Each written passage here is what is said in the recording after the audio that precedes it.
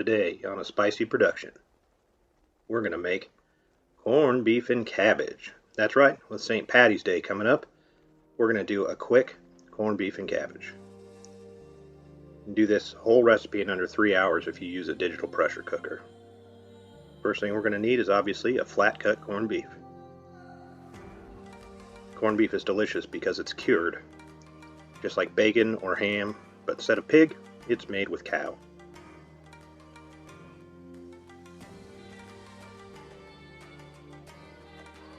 I'm going to pat our corned beef dry and look for any fat that we might need to remove. Here we go with some beer in the pressure cooker. I just used a nice ale. 1 bottle's fine.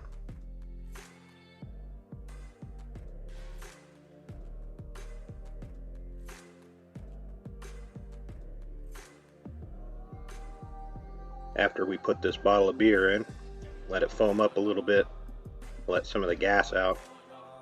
Then you're going to want to put the pickling spice in. Most corned beefs come with this right in the pack, or you can buy it at any part of your supermarket where the spices are.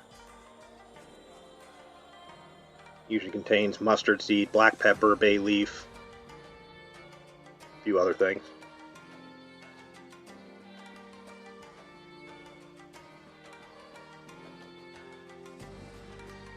Now put the corned beef in, and we're going to lock down the pressure cooker lid. This one's not an Instant Pot, but it's the same idea. Once you lock the lid down, we're going to set it on high for 2 hours.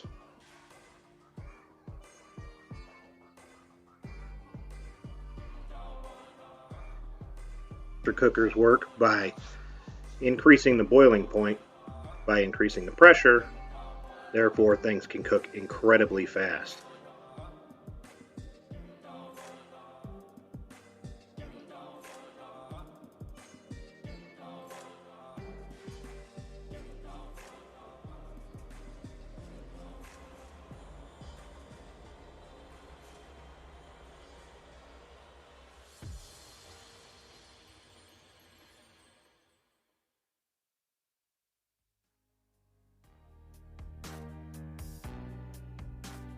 Alright, now that we got that going,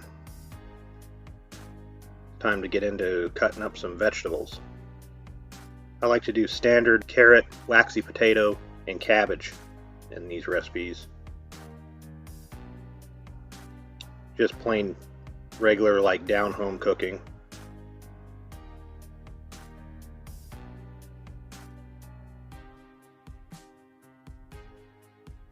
It's just a green cabbage, medium size. The thing with cabbage is they've got that core in the middle, and you're going to want to get rid of that. But don't throw that away. It's a tasty snack. It tastes a lot like a radish if you eat it raw. Good and crunchy, pretty delicious.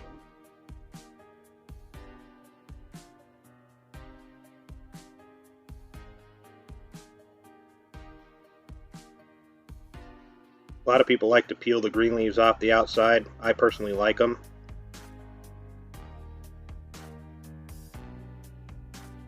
With this recipe, the cabbage actually gets a little overdone for my liking, but using a pressure cooker, you can't really control that as easily. So we're just going to cut it up into manageable sized chunks. Then we're going to move on to the carrots.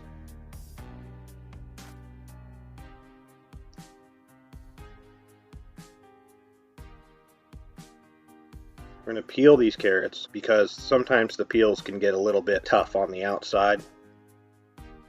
These ones, the peels weren't too thick, but sometimes you can get some that are pretty leathery. Then we're just going to simply slice the carrots up into relatively large pieces, a couple inches long. Then I'll take the thickest ends of each carrot and slice it lengthwise so that they'll all cook roughly about the same time. One interesting thing about carrots is they weren't always orange. The original carrots were black, and they were bred by the Dutch to be orange, and that became the favored color, and that's why we have orange carrots today.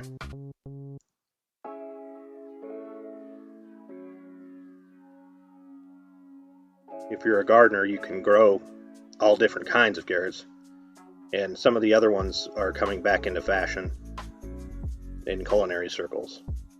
There's the red potatoes. I like using them as opposed to a starchier potato like a russet. Here we're just hitting the quick release on the pressure cooker and the corned beef's out. It's not falling apart tender, which is not what you're looking for. You want it to be sliceable, but tender. If it's completely falling apart, it's still good, but it's hard to get that good clean slice, which is where you're going to get your sandwiches and everything if you have any of this left over. Oh, believe me, we're going to look into making some killer Reuben sandwiches in an upcoming video. There's that rosy pink interior. You get that from it being cured, just like ham is pink inside. It's a sodium nitrate. Here I am just putting the veggies in. Just layer them in so the hard vegetables are on the bottom and the cabbage is on the top.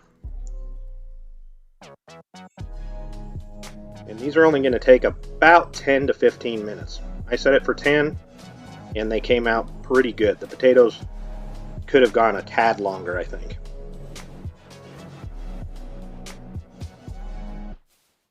Pressure cookers are awesome for this though, because you can do things that would normally take all day in a fraction of the time. There's everything.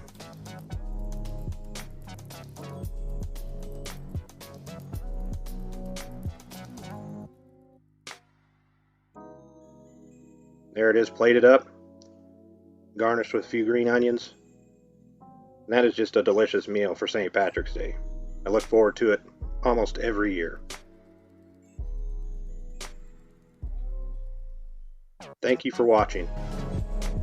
Please like and subscribe.